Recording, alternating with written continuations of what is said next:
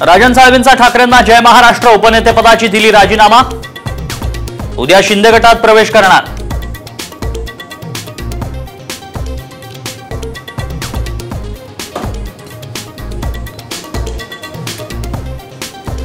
दिल्लीत शरद पवारांनी एकनाथ शिंदेंचा नाही तर महाराष्ट्राचे तुकडे करणाऱ्या अमित शहांचा सत्कार केला। संजय राऊतांची जोरदार टीका।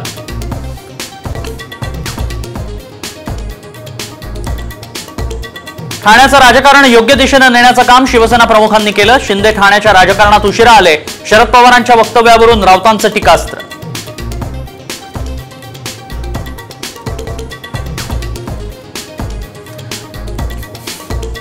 धनंजय मुंडेंच्या राजीनाम्यावरून शिवसेनेचे वरिष्ठ नेते नाराज। मुंडे प्रकरणी बदनामी होत असल्याचं मत, सूत्रांची माहिती।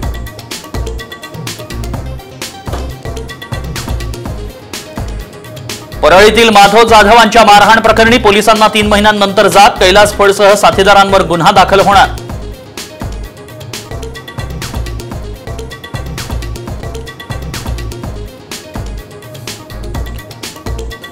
मवियानं 90 घेऊन युती केली। 90 घेतल्यानं मवियाची युती तुटली। बावनकुळेंचा मवियाला खोचक टोला।